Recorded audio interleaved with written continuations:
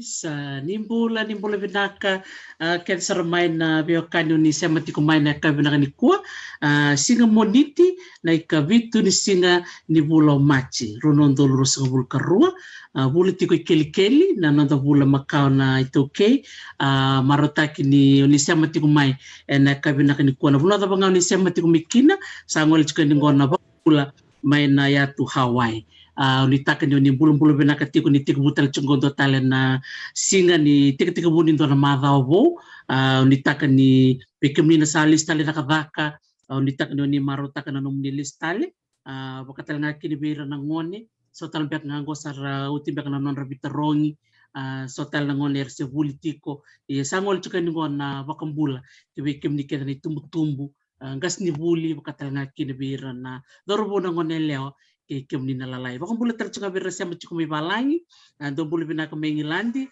kulani ke pau bola malo bula bina bali bina sia mati mengilandi oklanir to saga yang ragona modi vike memneti ko itai ni burongo bunga santa baka roti kuna baka kabi mesa tara baka dinga na lomo Indonesia do bulu bina ka talenga me lobe bulu bina ka ana sorobi wise do bulu bina ka me lobe me maduata va bina ka vike mnina sia mati kumai sia ka talenga ni ngui leather to letolo na marama do ka sara to sa ko lambasa karto sa bonto tiko nan dona ben merto sa ngol sara de sabo Bakang bulu tiko be Dr. Rosiana Langi, Dr. Latiko, ke Dr. Kusuma.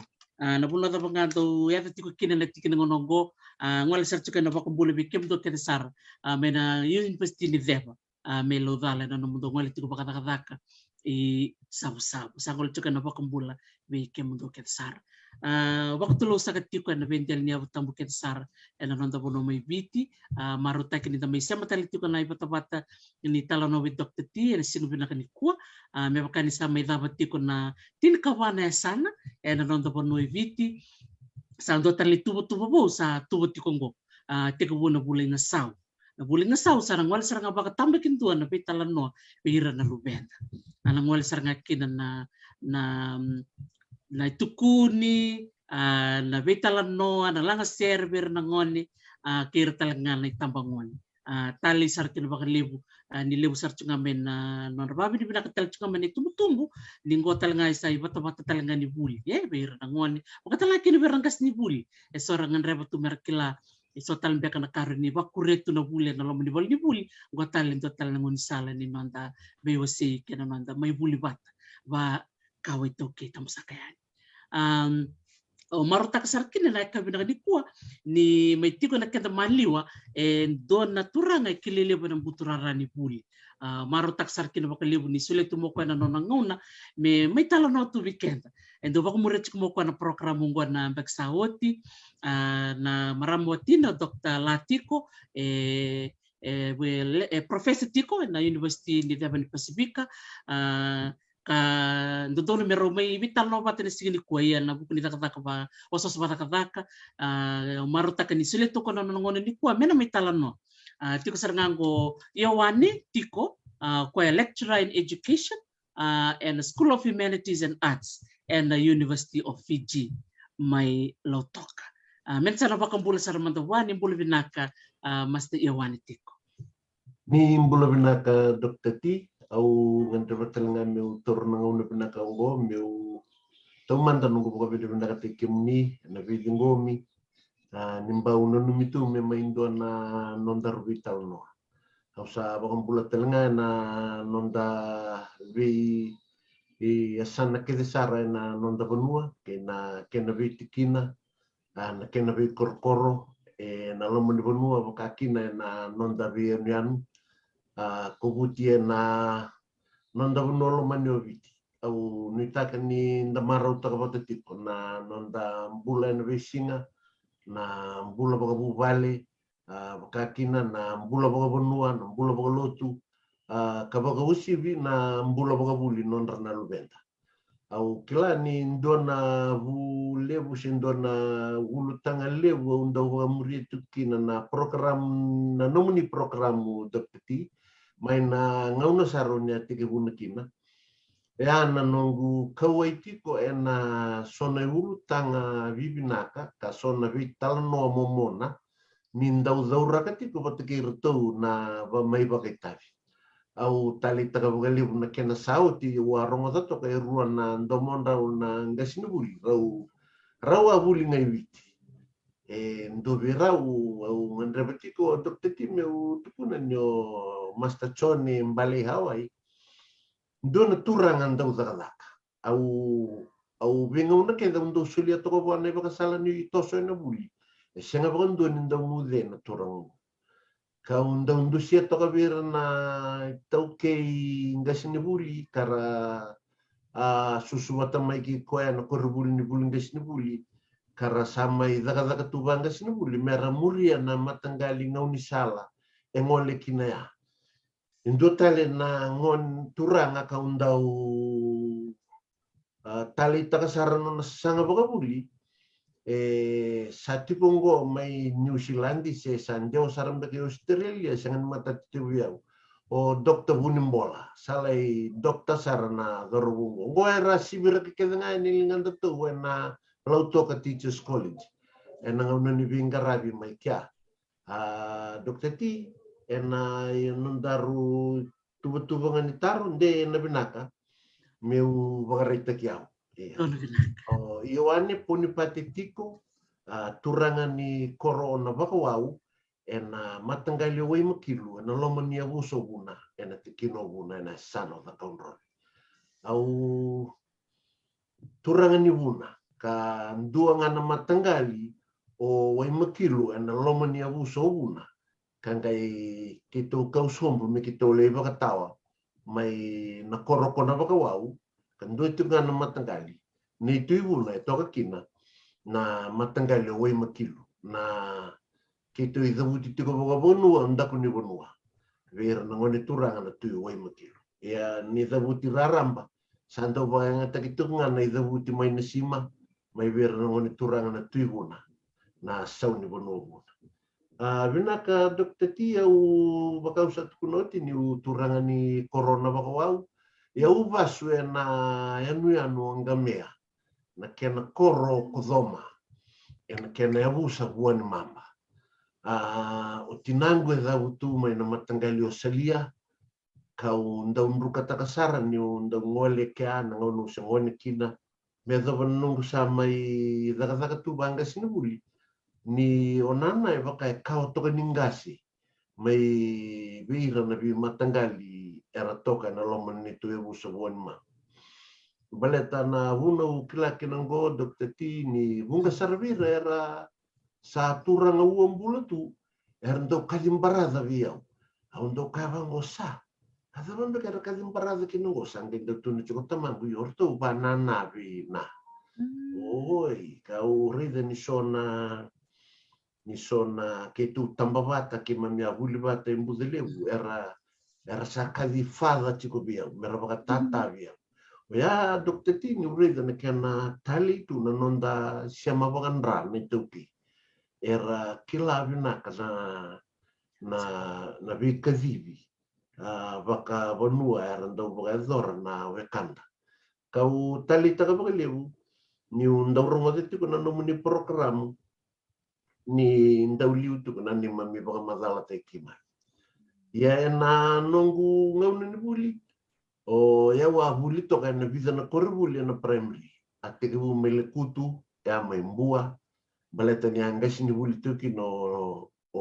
nungu tumbu turanga no master aliposo tiko imakungai mani kala sindua rau mele kutu sangka mai vakat otibuli ni sale simo tamangu e sabu district school ya mai roi kau mai kalasi rua tolu ba kau e besar na kelasi 5. Anggele kau di kelasi 5 ena ni tu korni buli ni tikina o ya mai na Vuna district school mai tebu ni saliski na otata. Kau kila ni ngauno ya ndio na kai rauni ukai ni sembersar na buli.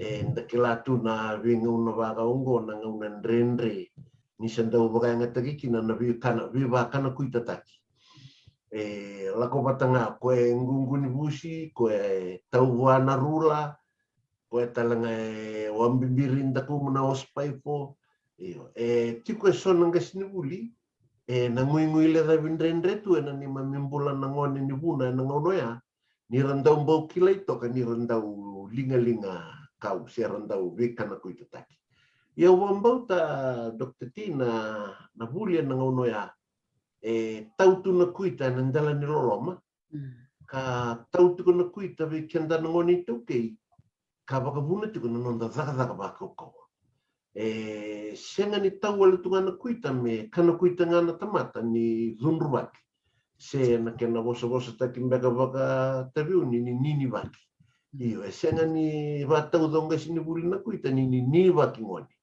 baka tau da tukonga sini buli na kuita ni sangai me binaka daki Yanda samai bukananta ko nang una Dr. T au ngai rida talen na nongu samai toka enai ena dagadaka na loman tamba dagadaka ni buli. Sandu na ngauna nrendre.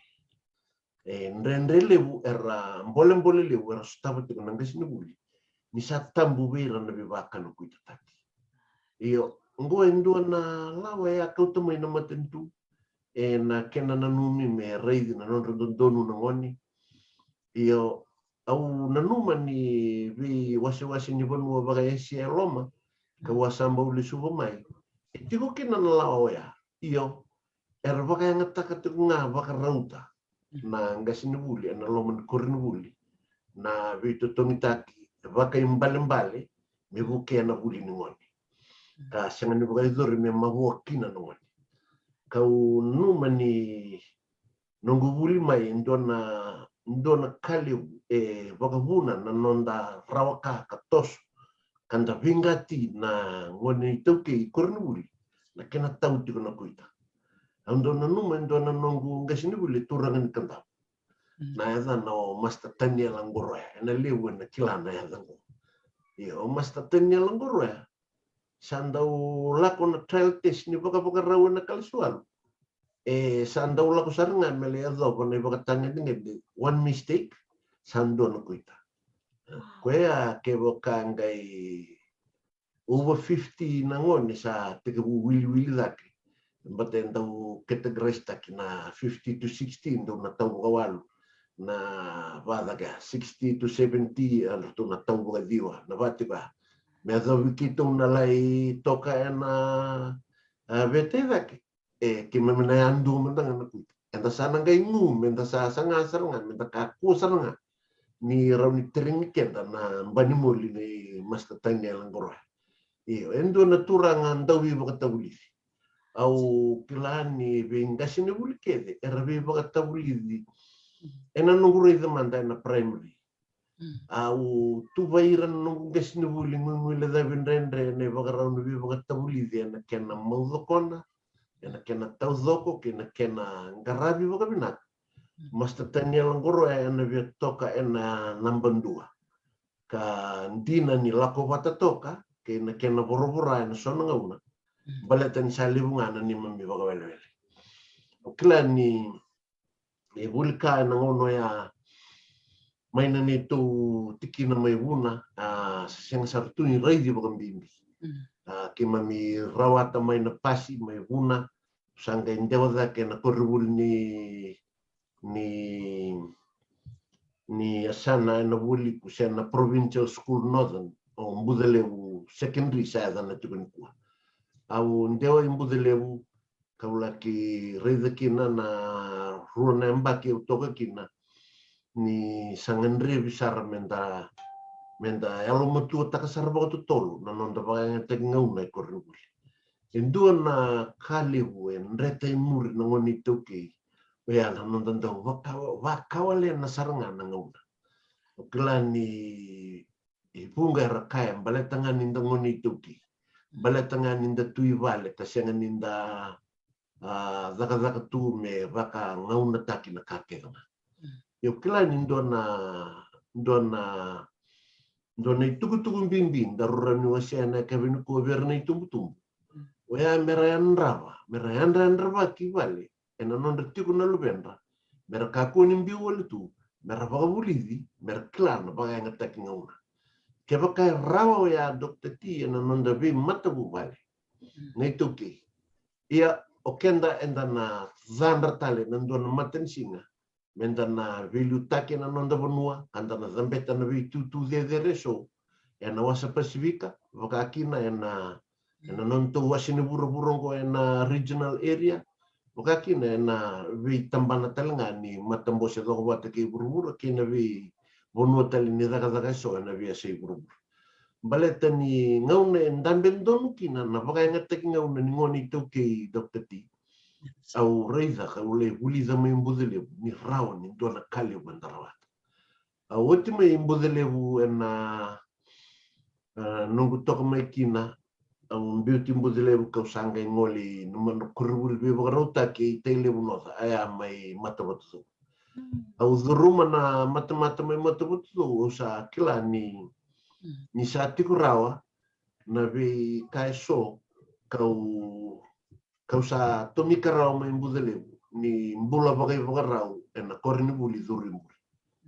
Au ngali reida mai mata-mata engai tali sarbiau ni sa leo besar nongoni ka kima misa toso batatu ena tanggirini lali ke na tangini alam mai school block wakaki na kenan tau ngirna lali mai chapel ena vingau na kede didi bagi kina indona school program ni uzure ni Dr. T embole ya unan rakini mbula mai mata batatu ka wakarita ka viau ni buli sana mbiu na bubali. Waya undau ndua tu na ngone ni toko na mata bubali.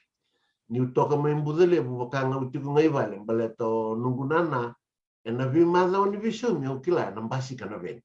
Na kele mai na ven ne ram indona kaindi artondo kote tiku mai o te artondo banga tang mai na ven ne moon mai buna.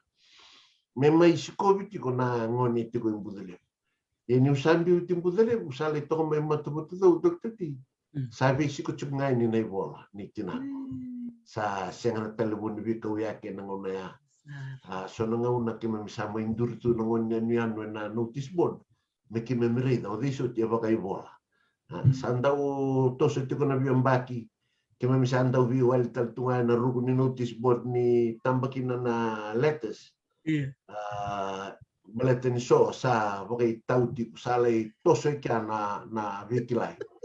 Sa ndau mai tu ke so sangai tau wase vola mo deputy head boy so head boy nangai tau vambamba tal tu mendona kena visame imur.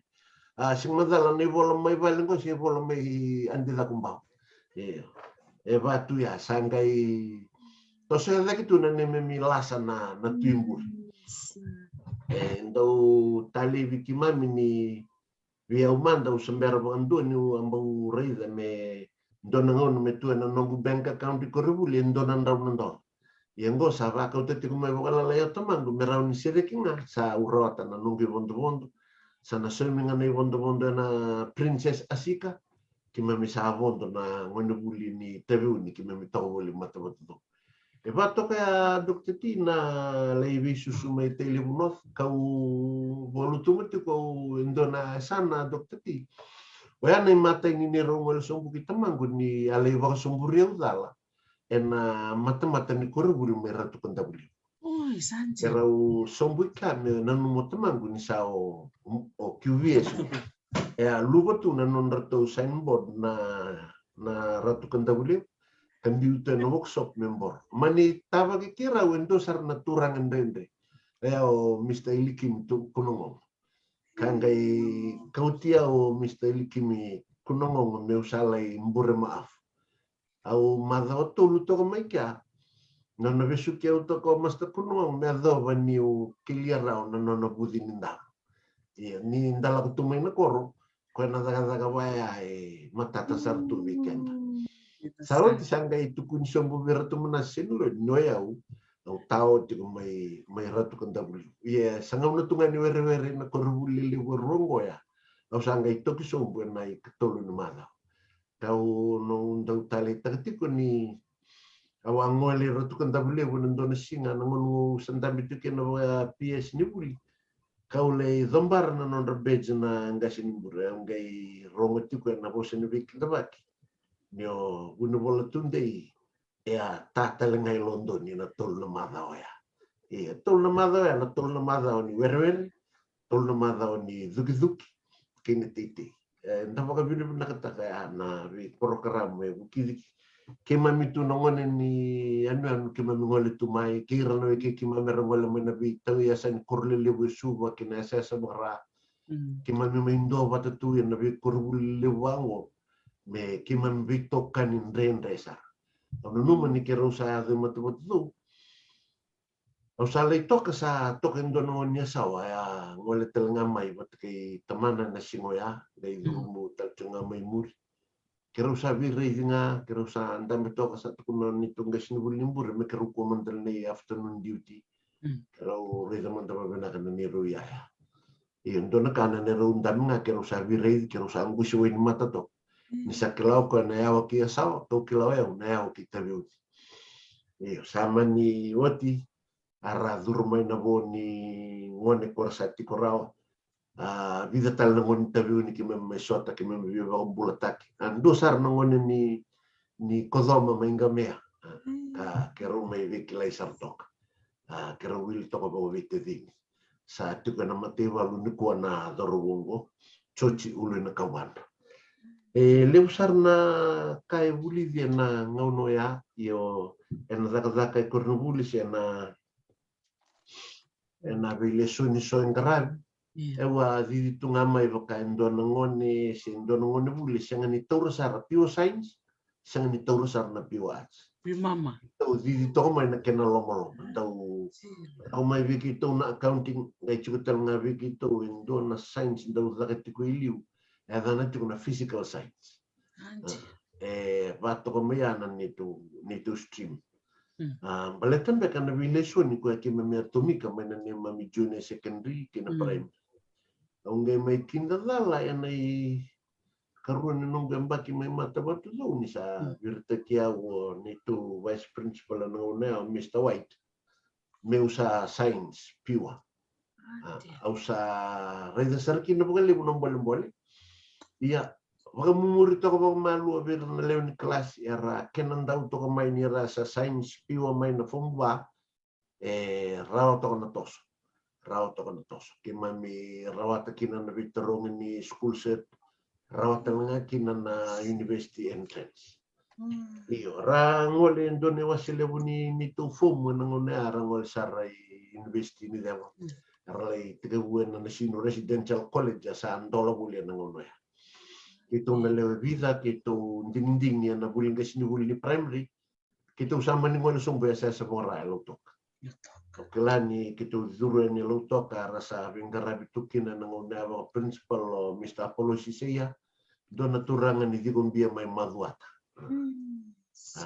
turangan sang sutin to kan ndau bosa boleu iyo kimami kilatonga na kenirira ini do to na turangan dau daga didi baki bina sartu na korubul ni buling ges ni buling na ngono ya kando na ngona lewu na ni mamilay sangatu ko na bisaw ansin nga dokter tini kimami ngole tumay na ilalango may tiliw na lako sartu nga may na korubul ni tangan endonan ren reliw na ni mamisanga may kimami buli bata kira na mara sekira na ngone leo ko razurumay na bi section ni mami kalas ya na buling ges ni buling Dara bisa ulip lah bisa ulip ki mamiriri waktu mendanga kariri ko na bos de so broken english ngai ran nongonel iyo salai lako tiko na buli kima misalai lako bata ena gym be Mrs. Serui Ratu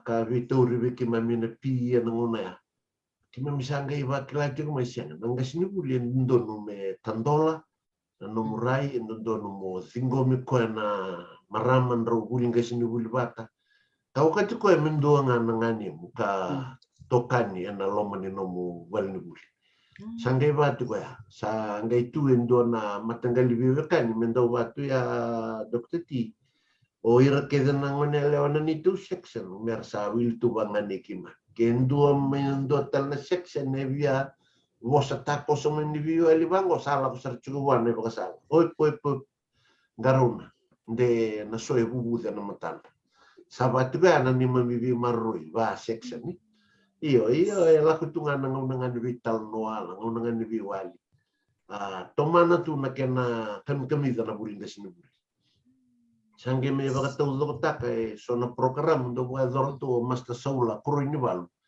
na ni mami vice principal na ngona ni wote Mr. Apollo Sisi armai tomana na vingaravio Mr. Choel Nambuka do naturangan ni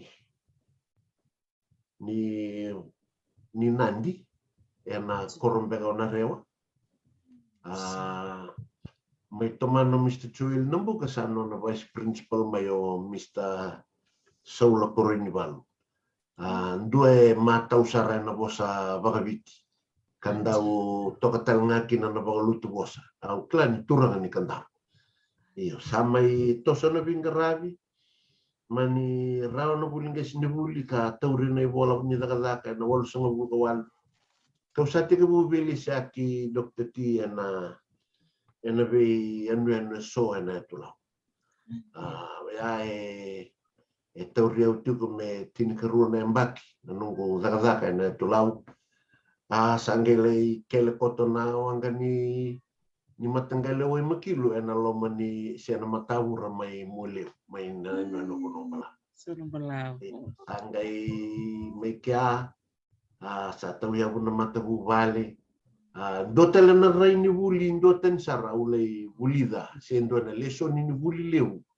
Ulei wulida vera na kang mai na tuidaki.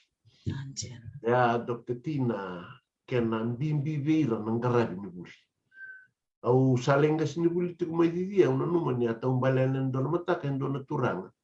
Lai tuku na bango via uni tarate kona lubena na klasi vitu. Au tarate kona klasi vituan. Tuku na bango via oko masta po ni pati au nanuma ni lubengu merau i matabatu. O senga ni kawai taka se una zunru baka. Ke o baka no kuita te hikoa ena kena lewu ni nomu baka no kuita te hikoa. O toki mena rau i matabatu. Na adani ngonengo sanga sini buli tuku nigo atu na isa wangai delu. Tiku sango mai Thomas Baker High School.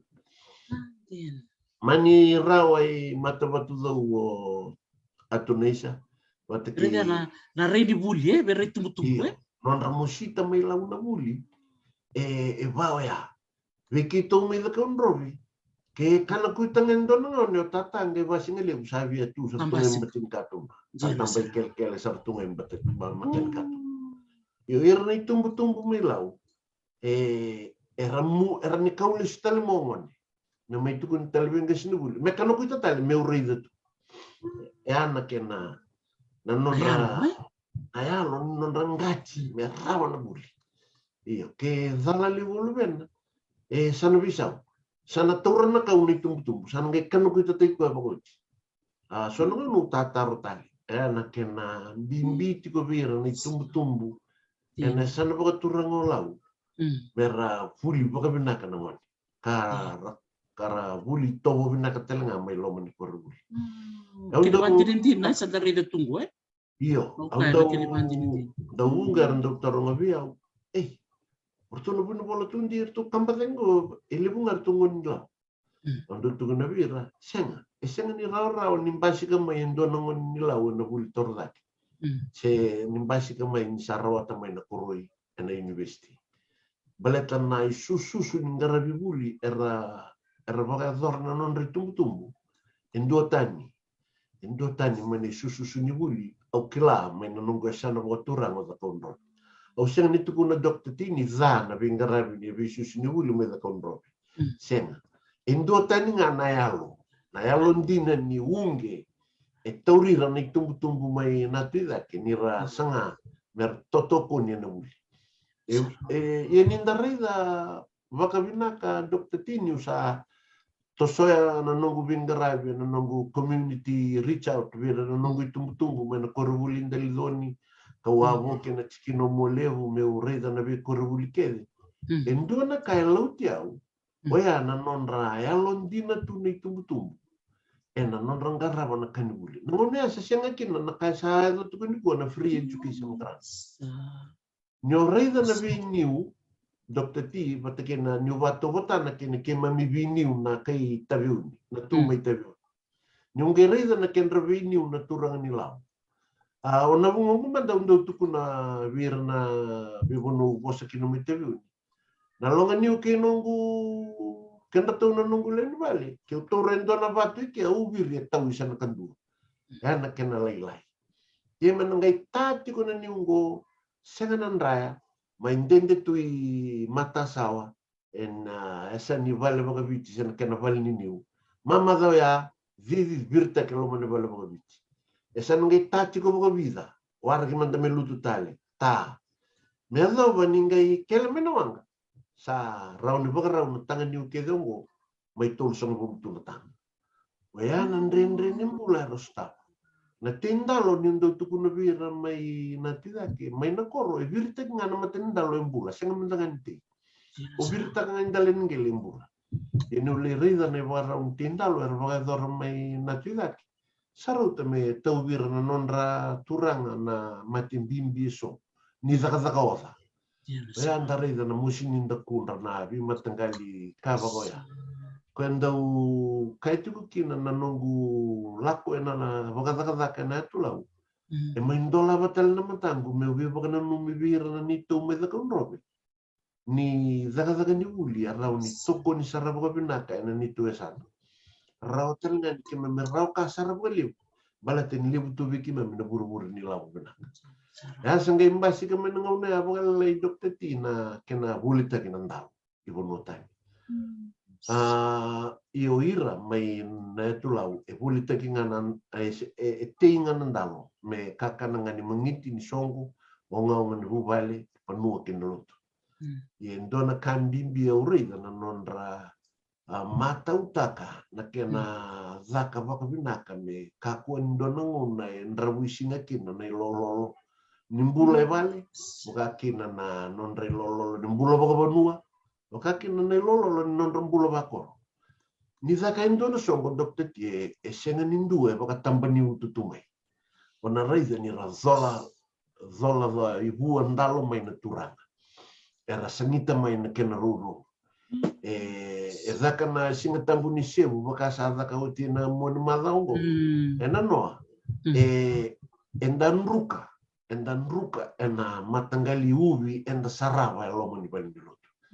Ni kua au ndau tukuneti ko bere sona ndau tiu ni sona matangali ri niuvi au sendau ri da mina tida ke ngona nungu daga banga sinubuli ni ndau wase amone tal na isem ndau kitu wase nanga sinubuli bulan kitu na wase ke mai io e sotele na ka u leki bulida ena nungu toso kina vingarabi na tulo era marro esar na bula boga bonua boga lotu ke na bula boga matentu ni vota na mangiti me uwarita ka dokter tia na lomani no didia ni baka dori endo na somate ena koro mbeka o tarukua o e unga sinibuliti ko me na koro mambla ni vota o tinga na turanga e vota na italtala kito vota na vailisi ba matentu ke na no didia e dokter ti sona madao e senga na wakasasanga i bale. Se sa wangkawan na paramas me wakata-kata na kakana ni songo. Yan balete ni mburua mo inundotal na kor. Au senga tal ni saray de nando na kore da kaunrobe. Se anu itu ko na esano da kaunrobe. Me va saroyana kena marrui na non ramositi ka marengeti na pagilisi-lisi no atinto. Sanda ukan ini mami vital no na manumbosin ngas ni buli. Sa andang boli kima mitu me kima mi saka baka kaukuwa kima mi vangu motua au ndau tuku never nunggu tumbu mai mambula kena bi kianu mai lawo watakalakin ni ba shulu mi koyanga ni bangun titi ko ba ko minaka ni tali ko me bia wona bitu nakau ke ba ka ni rawat itu ka ena raw na no muni tatandra na wonu go mena zuru sawani se mena zuru matabutu ini umeri de na bagarau ni vitala di mai mana matabu vale da katubi ki menongone ni da kaundo senga sendone tumbu tatanda tu ya mele zurusarai na maris na loben se me puringo me pasi na ren lande sarai na koribul torda ke melamba skol e sona ngone ki me misarawa tangan ngon sange longa baga choice na de me miadika ngeme tukun ngai ba yo melau sa tumbu tigo ngone kala sivitu sa andambe me kala siwalu sa tuku ni tigo ba sangai matabutu sangai London sangai sawan wayana kena bimbi na non rei na buli ni ngoni sala ni tosokiliu kena ngoni sala ni baka torida kita kini mbula au ngai rei ndo na trend ka u sengani sa rei da baka ndo me da kunrobe ndo na sanga taki da kunrobe se kevite usambutale Mbasi ke vertuna turanga mena tidaki, vertuna meraman tidaki. Ni sandu biu mai. Bakana na biu mai penu mau naman dia direct tale ni push video nan dona. Aulere dan lebih niu ki penu mau siang kali. Ya nano natalai ko mo taman ang gerongo dan kenik tano mai di kumbia nano nen bian itu no taman. Nung tangani. O sala ko ibuli subai. Kuan ni kombasi ka tale mai nako. Me ukua tali nemboka matamu nako. Au nge waka samata ka ni sangani tautu na bosa na nona lesavi na wani. E tautu na bosa na mbole. Me ngole o peni mau me le sangai ko na rawata no nambura mai vitile. Ia watu ya Dr. Tina nungurei na nondra marangeta kena bimbi vira na kanda mai na tida kena ngaravi ni buli. Ndona nungu ngesini buli mai kivesa o ngesini buli scale karkartu. Koe talanga indua na ndau talano taka kawasea na ndrendre stabi na buli. Vira na ngone mai lau. Ia ni rasa ambasi ka mai na ngone ni asana bawa turang o lau na buli. Rasa ambasi ka mai ni rasa zona gitu mai baka binaka. Kasa vola itu mai baka binaka ena non rangga boka na izaba merzaba kita. Oke itu senga. Suka ini ndua fomu tolungai na mari si salutu ani sa ngomi tu mai na Korea. Ila we senga. Bakato kana vitala ikwa ka mai vi na bungongo pinma. Batongo Dr. Tina nungu saraba na duin ni bule na nonda biasa. Ngole sombe kandavu na ngono sa daka tukino banda rebuli.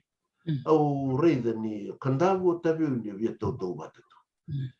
Tapaka mama nda tunga na buli. Balakan chiko nangele.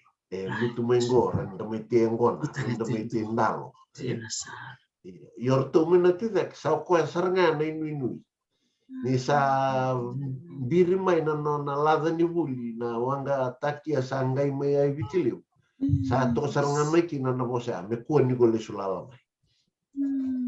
Na sina ni kin roata. Ramai zandra da kena ngone ni sana ngolau. So ki mami simira ki bata mai mata batu do me baka na manindia bagadengu ni nanda to baleni au marroi na FNPF chao chikuroi. Satu ngomong na Fijian Holdings. Ngo erangole mai na bunuan dendre. Ya ndarai da non ramai yang lundina na buli. Sianga ni di kabakadalaka. Kaya rasa utura tinga mai na kenambuka na non rai tumbu mai ndakuna. Onito na ena lo manon matubu bale. O koenga na maram. Erto tangani kedan kenabu. Na tabali. Iyo koe mbau endau tala nota ka koe via una nona indeo ni buli. So nungu salah ko toka noin mata. Baleta ni ndakila na ngauna ndendre era setapa mai. Iyo mai rau isawani. Wote mai sawani mai taka na bia warau take na buli ngesi ni buli.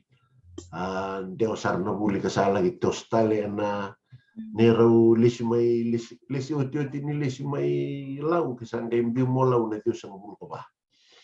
Mai ndren na laku itebiu ni wabia lesi itebiu ni sabaka dingota sa malumu talanga mai sama ni mbiu teu to kondo rebu le meta kondo meu to ya uta kana semu sebuta kana paling desini bulibu mai kio ngovira na kanta na tuba ando talum boleh ya Dr. T da bosa ni baka viti sen da bosa ni baka balani era wan tunga mai da bosa ni baka viti esengan do na bisau no zabuta ni ndo na bosa sambali baka viti ore da nandende ya kenembal na vikilai bosa sambon rendendi sanga ite bu baka malu me ki mami sanga me ki rusanga baka viti na non rabuli na ngone me rauni toso baka na. Ia nyotie bisa na baki kio sa rawen do na sekolah sibi na Waikato University sama ni ngole kino Dr. Tiko. Na dio sanga bulu ka ono, dio sanga bulu ka vitu au ngai sanga kino ya una sekolah sibi batanga. Kau benar-benar kan dia to fair to kana scholarship administrators mai Wellington. Tu reda na kena logic ni sati ko make out ni tu nar tu sulit lang abi widu. Ina scholarship ngo Dr. T saya limi kuha. Na edan do edan tu na outero scholarship. Sidurungan sar namun ya, outero For every applicant, you have to apply for something that is not offered at USP. Eu mani apply ta ko eu na ngono ya sempre nte ke bukin na Bachelor of Education primary go USP. Au apply ta ko eu na Bachelor of Education Maths Education. Oh nito nana sa apply ta ko na Early Childhood Education mele da ka na bachelors.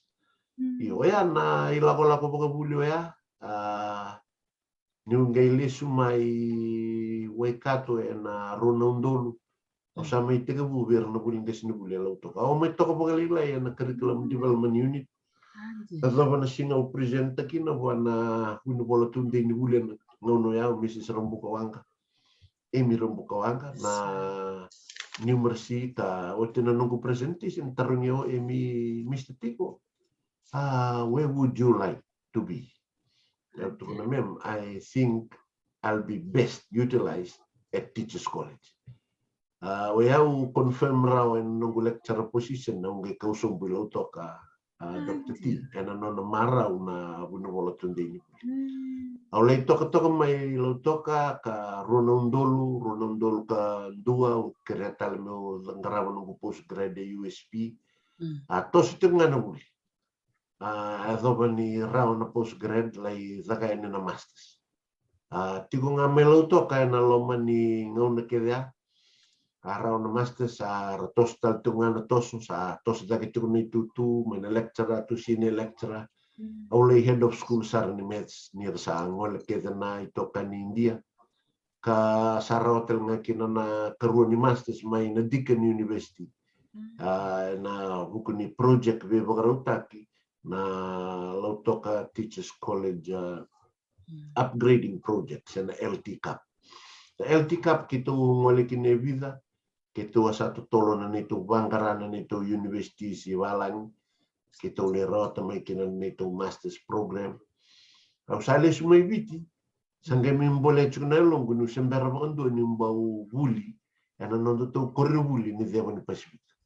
Au sangge man enroll mendo na nungu master's in Education Administration yan ang nagtaw university ni there. Iyo mga binibina ka Dr. T, balata niyo saraw ni Raider Rurwa na huli may bunotani na kena university ka may Raider na kena bikin na tuwelo dala. O baka longganga ta kay so era may huling kasi ni huli lingango na ngono ya mersasana merandeo sara ki bunotani. O tutong na tigavira usang buto ka Rurwa. O Raider ni raw ka na huli may bunotani. Baleta na vingaravi saru ideder. Ini nda ngole ani nangone ndaba ko kay menda ko tutugan na international scholarships. Ndo taninga na level ni vingaravi ba ito weekend. Okla ni sa nakila Dr. T. Soli ndo na non the personal tutor. Ndo tukuna tunga virto na nongu ngone vale. Na kango no computer ni usala ida ka buto may wikato wakanga utono sakam beram sa. O sa anda tu kuno ngano wana nungu lecturer kera nu sile talbe ndo na madawa se wando nu sa handwritten na nungu assignment wando ko madara type ko madara type sa solito na kad na ka todo komenda access ilo mo ni computer lab 24/7 nandala to ni computer lab yan lay ndatay pato kay ka so nangaw na mo ngay ka sa bola yuchen assignments ang gilisang ay mitay patak. Baka malu na kici may Dr. T may dawan sangay may grasp ta kibnang na skills kaya ungay may to na university nila ba sa baka na numalisyo na bitumbiri may bunutan kau sangami o rokata kabira na nungungan na buli hulingas na buli wakin na nung may to katalabang nila na university nila how to deliver at your best. Me rangwale na nunguan na undo kilati ko niyo dure niyo baka part-time lecturer tiyo tamaka. Arto virta ka kaya maybe na School of Education ni USP lecturers or to na nunggu senior lecturers. Sa wala ka ni pepa kaya nga ni education sa virta ng may nutor. May baba ka doon to nungu unit. via ono chikunan rau so na unito ya na ngone ratu Ia vosota tu. o vosota balata nungu tali takana viva katau Tena sama. santa weather no combine lecture sasiro no nungu okla no Dr. Sunil santa toka USB chumba na USB wala no Dr. Sunil me bole city no lang ako me wandin dino takana non response nangon and I need to be town note to know Dr. Sunil tipo these people really enjoy your delivery.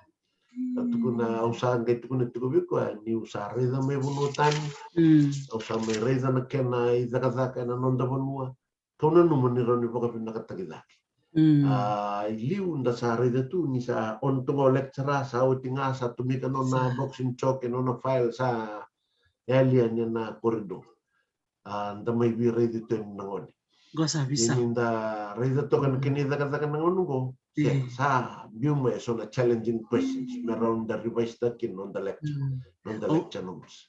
O vele subatali na nomu talitaka na gas ni mulie baka uredi tipo nomu o talitaka baka esiak ni baka metik ngani nomu zakazaka o talitaka serna na bi baka tabuli de oronyo le subatali na ngauna da ba tekbuteki na kana budini be kemni mastan ni na nomu ding mo ni nala ko lotok mo ni laking gas ni buli me baka no ma Tory Science me QBS au klani na le butale tu na ding itu ya rere do me kana vivuke angol mekina na nona gas ni buli be kota ndu ngori kene karua na nongu bila ko ekibule na tulau eseng ndolo no ndolamba ki me ngala kita eu tanga tonga tambagu na kelas ni bitro na kelas ni bitro ngo dokter tie endo na idolo o wakilaki na ni ninda sada kata lundi na nangas ni buli era na songo bikenda na bonua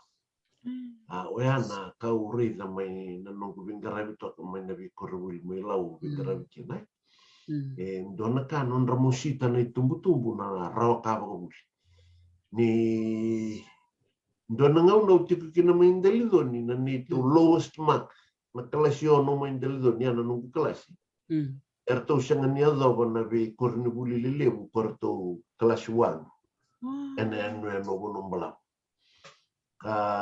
ndau kenai va kata tu nangono ya dokter ti ndau wala takitu na kena mbilo tu na mbilo ni kelas yo no mbilo ni kelas 1 ena nungu teke bu mambula district school ima training na kaliraga gino mambula na biloya ena pass rate donan raw na pasyente na nungu matenga niya baki kau rida ni sangay baka bi boleh kacita kia usara batikira na nungu ngoni me tumbirira baka binaka endo na imbole lebu ni oya na beri ni bosa baka babala ninda buli tu kana bosa babala kawa ndiba me dato bakata kichaba ni dato buli nga na non dato bosa ngana bosa kero mai sanga ndon ngau na ke dokter baklebu na non ra ultimai na non ra qualification mai wekato ena baka nana no ke na roni bukidi na bi ka baka fika me volai ka buli di baka itu alenga ni mani lutu na kena funding project kero baka rabi kina belata seranga na nona PhD thesis so Dr. Salam Bakalibu na baka tahu iyo ni kero mere na kena bosa vidru makin kena bosa nganita erawan indal kapa dendre wala nga ke makanda may tunduan duwa menda may tunduan duwa nga sile ruwa sile tul menda sanga ya ke baka sa do na kena nabunabudi tambanan nabunabudi manamatan tu me zingoma me rauni tabuki nabi baka tabuli me zaka nga nonton tu bosa obiche na rauni rawata sarele puna kali meroni bakalawata ke mendo mereka policy iyo zaka main do na kena kaba ko ya na level ni ministry siya matu era ni grabe kana dondon me wusi besar ya no monitor no mula ko imambula no munito ko ni ya masta na 200% no to pass rate oni moi da bakata na kena baka ngatakin na bosa bakituki wir nangwani me mambula oni baka ngatak tal ngamika sio ni pakai ngatangan apa sama kepertani. Totokan dia na utang. Nisandau mulai na benar ndau struggle kina bali bunangoni. Ya na word problems babalan ni mulai na word problems babalan ini fika. Wirno na sangasaran klana da bayado. Na ka sanggen dau zaka, sanggen dau biu bagai talanoa. Seng dau musu-musuka. Na ngai tu kuna bira na kena bagaviti. Au sabolato kai da kena bosa pertani. Ang itu vaira enam bambala una que nebo madala bo biti bela ter no domo sa ni senga bosa la usar ni fika iyo ben nagay tukuni bo kay tal no vir no ni tombale chuko men no ngo reda ni tal no go tukuni chuko tombale chuko men no ngo reda ru no man ni boleh kay ni mata-mata reda talo ko tul no man ni sabara usar nga mi duru no classroom reda talo ko ba go na plot ni sen kay tumbe ndu tal no man Evita che della manumanu e reido manango non ne lava la potiko me corre budi la mataka di singwa. E non dopo sai sambamba la busanga. Ini toka na wood problem babalan. E ruotongan dia tu bos. E sanga inda kutu tiko na lo ke bakara zaka takara mera musu kana ngoni. Whether you see the subject whether they mera wasi ale li boka na bosa babalan. E na rora non rezingo makina non rekila. Na bukan dia ni word problems e bola itu gobir. Oka ni wa telanga endo na skills le buka ngandrevi na ulitor dak. Na nonda wili ke tu na taro na university, na nonda wili ke tu na taro na secondary. O kenda mandanga menda kilabe na kana taro. Imber ni ndanga e banga ngara senta pa keli mendare na kenisa we. Yo aurido ya dokter ti na kena buat tabuli na fika. Nisa ya bubina kamera na iba ka madala kedo ya. Ena kautingoni chuko menda ubanga takana skills ya me wase-wasean. Me wase-wasean. Ando anango ne ukila ni wa atawri ko may dalidon vision school. Duro no ka male klasyon no dokter ti siyang saran wasera no me wolwol. Sa tika bunga bango ko sa bola-bola tunga sa sema tunga na namaten wolke. Sangay ba buli dito ya nando sarangan nakaraw-raw. Mendau banget karena nona indu lelai sena nona danggalo lelesar. Mendau mbito banggo matana. Gay volai sanu go ndono bosa.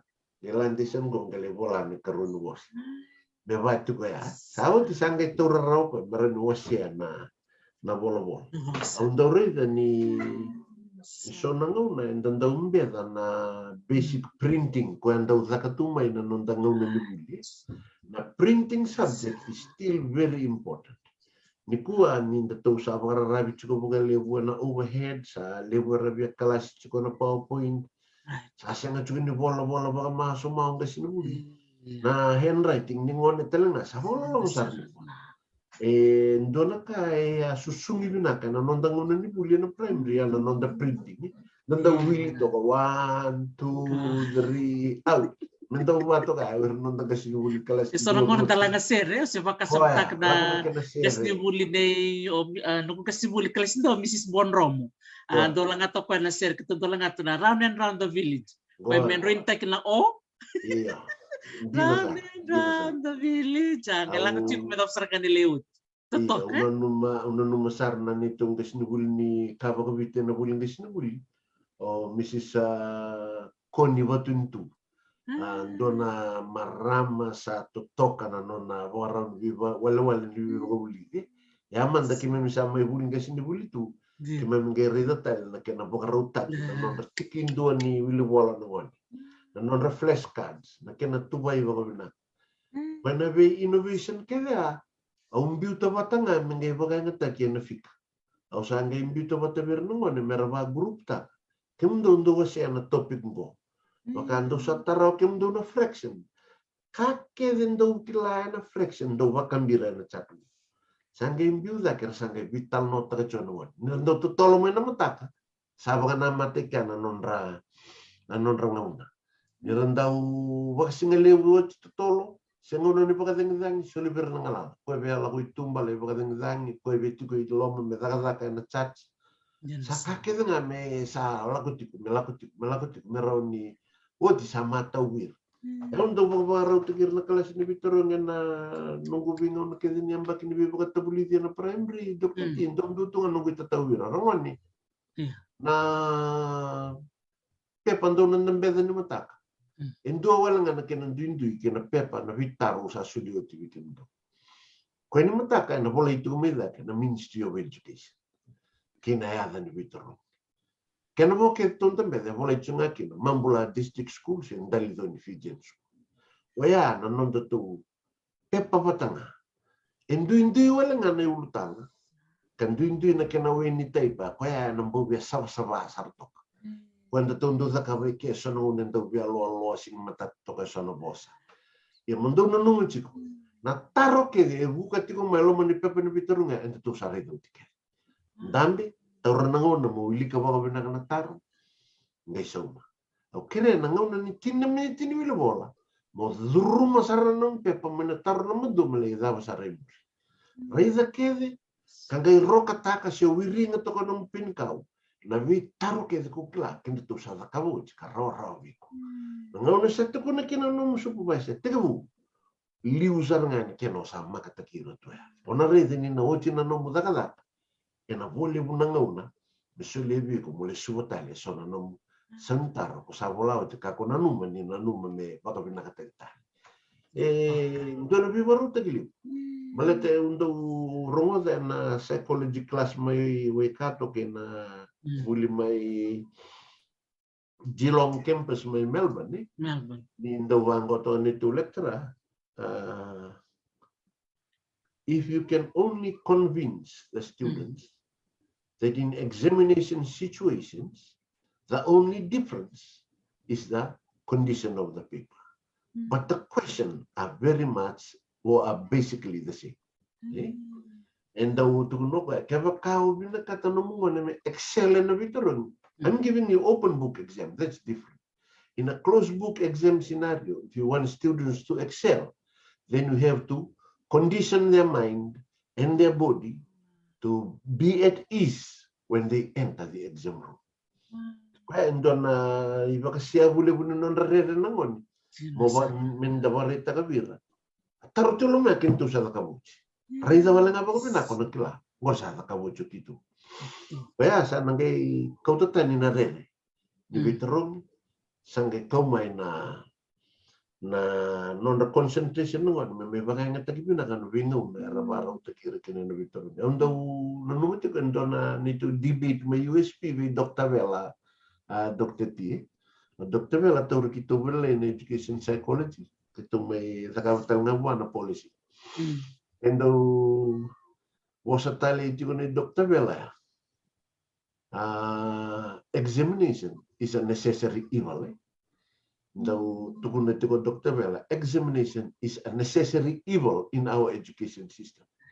It's evil because when you get into the exam room, the places that don't sweat starts to sweat, begins to sweat.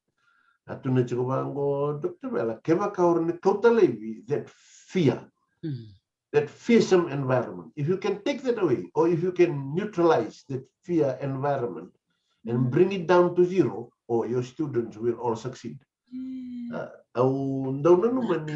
Psychology, nanti ni kakek ini education itu nonda wakal sutarabat na bikan tumi kamay na psychology tumi kamay na theories ni education nimbi watango enda nangire ni nomudaka bangas ni buli na talabedaki ngone talabedaki kina na sengan talabedaki wala nga pakaraw kando na ngunali enda na rida Dr. Tini wira ratumberi linganda karena sengan ngule ra bikendara ando rede ko bogale wea Dr. T na sa tambe da kina na tambada da ni buli da we dio na mbaki melotok ange mai SEO en CD ni wa bokiti ko na da buli ber nga sini buli eran daw sanga tunga nga sini buli metos tunga no buli auto na bango senga o kito wanga na indo tel ko buli kito liri ando la ko tunga no mo sa no kan kami de ko bir na kay vital no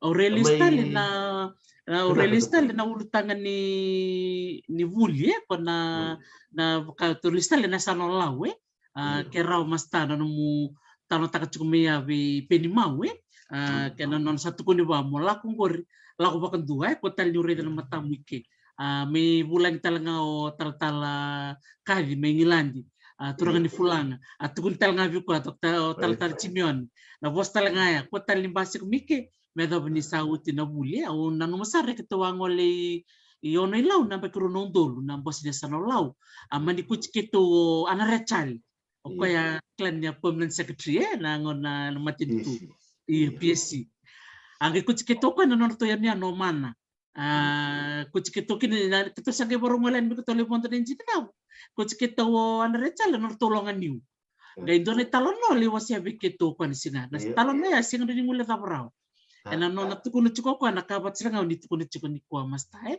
na kena tukuni chuku bira ni buli na bunoni ngol kene ni sa sangte kemuni me ni lirawati kemuni singa ndo mule ta brana singa ya na kena taratu na bakasa meni ana rechale ya me bakan de kila na bimbu me ya na bonua devere la ke do na turanga ko mena do wala ngana mala ni bosa tukunu bwana turanga tamana kena turanga tukan au bia bako suka talengko mastakina na nonor to winga rabi chukko na lau education charitable trust o klan doni sa sarabati ko na nonor to sa sangatali chukko me mertoli bako binakatakal na korni buli may lau kena nunggu review tuti ko na lau ni lau education charitable trust na kena evala tirtuti ko na nonor to binakata me binaka na korni buli me binaka nonor tiko na kasni buli na nonor dunge ni nangone na buli do manda no bak madal en tikina ya mo kuria walengan na nonor to vinga rabiti ko na lau education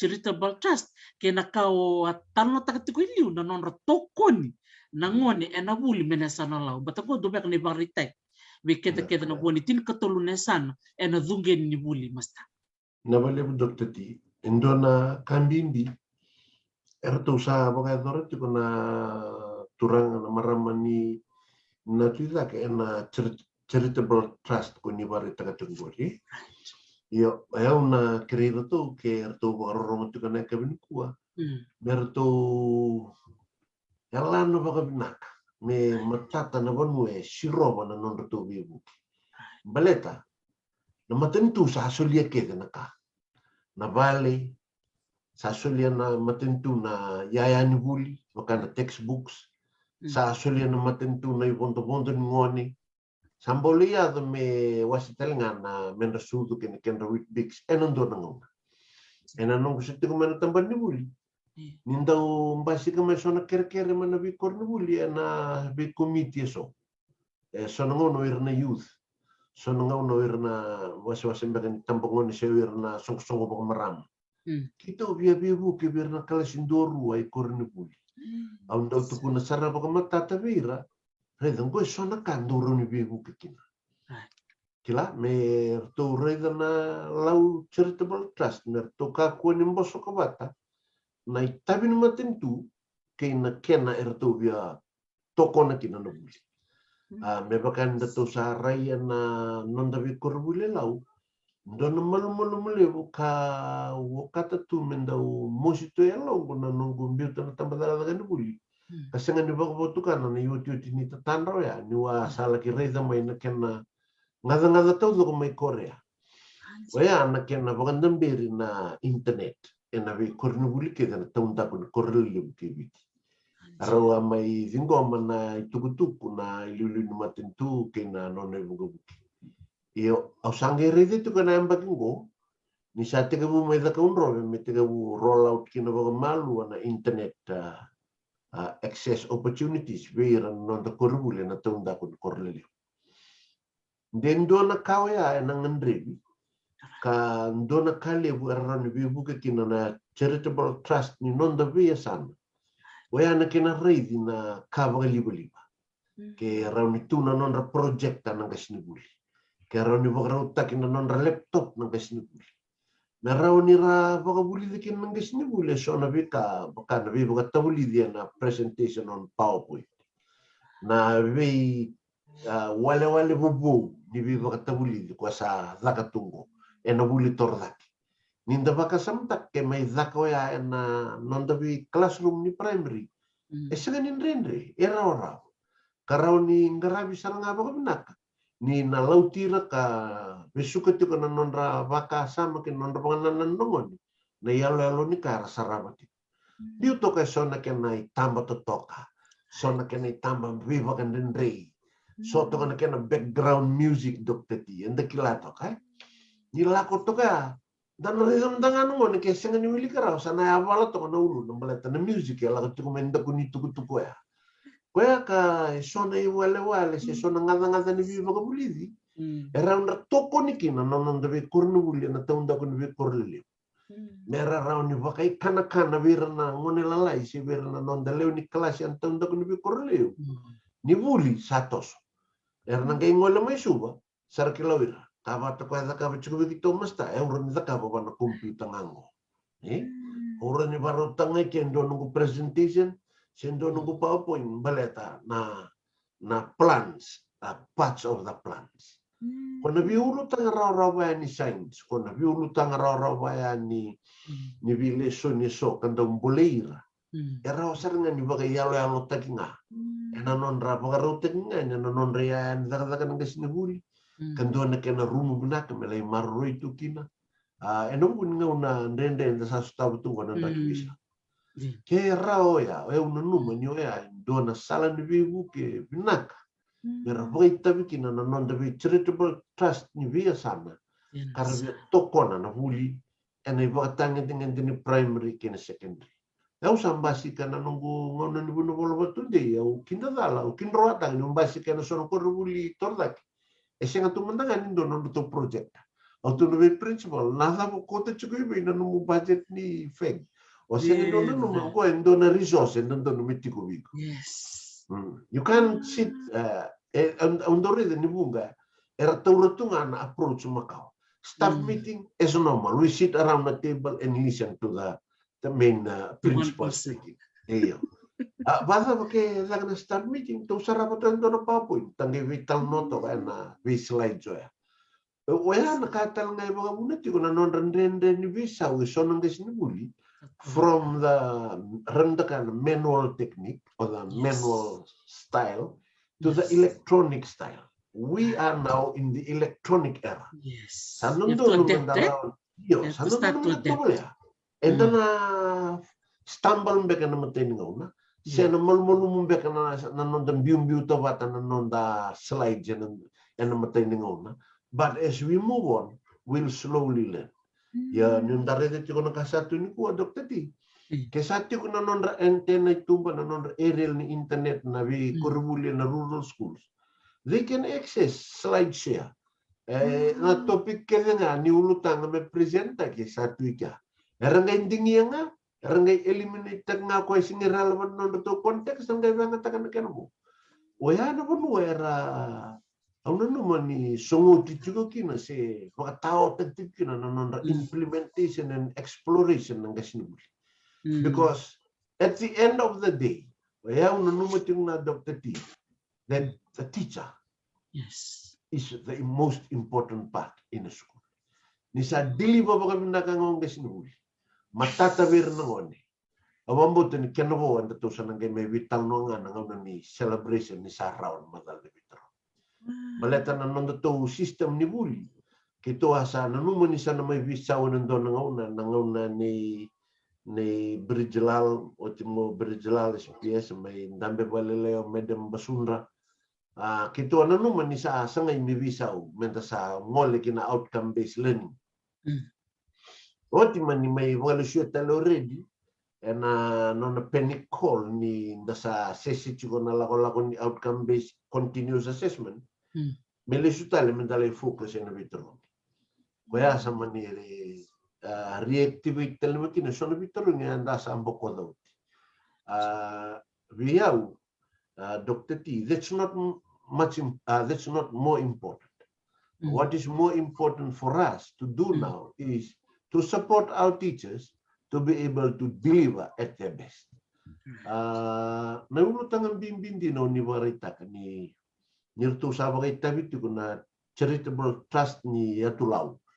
Nawazawan na nonda buwan biya sana. Na tikumbeka so na nonda ngone ni biasa na rabuli binak ena tambana ni IT karena ngangandre mera bevuki kina non korni buli ni be korkor au sa labete ti ngani kuwa rabi buki ngai na non rabaka sokotak ni gasini buli na non riaya ni dalak ke rawa ya na be ka kede ena lutundolu ena be bokarotak ni buli au ndau mosita bagale bunu le saraba mai Korea Dr. T Orto excess and be funding Givurura, UNESCO was the most important donor.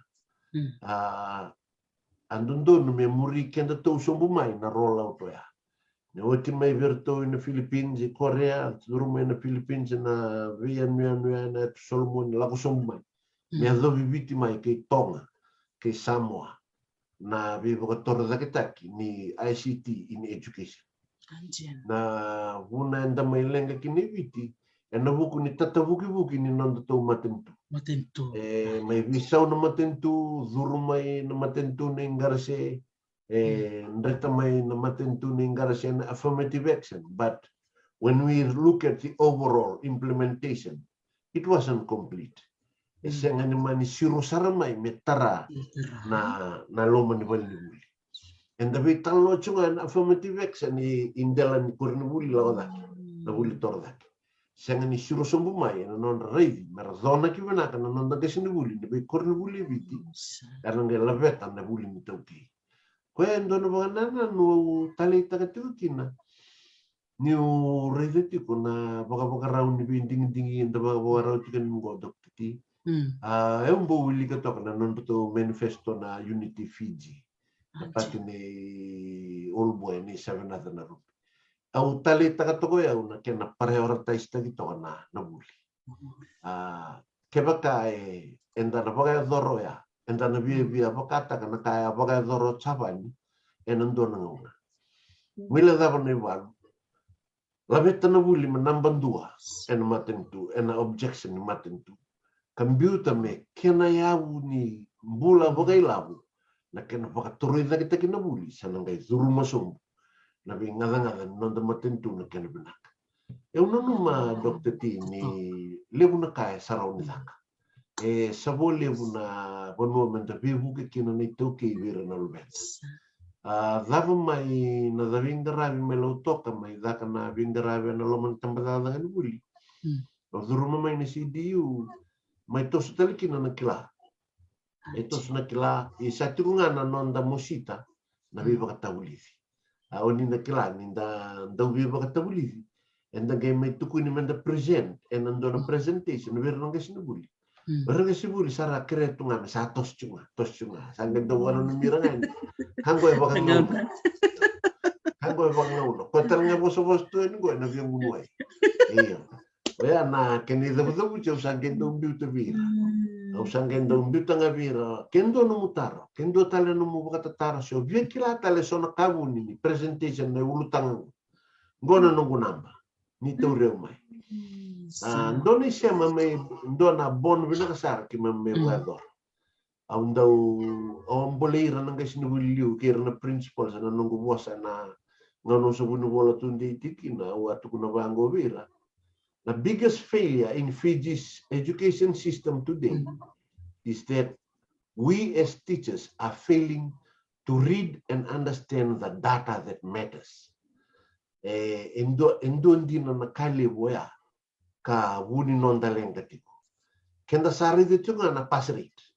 Kenda tu sa taranga mangona result, we look at the percentage. We look at the percentage pass rate. We have easily forgotten to focus on the failures. How many are there? What strategy can we do? Andong boleh itu kina na principals, kira na head teachers na big conference andonglen dalawa sa sungot. Andong barita katiku bira. Ngono nanda malumumu. And the faith nga menarida na data ko bimbi. Ninda to kaya na nanda korubul ni biyan yan. Nanda to kuna berturong kasi bula ko may natira. Kaya matikir turong wal may kandabu kaya na ko may nabiyan yan.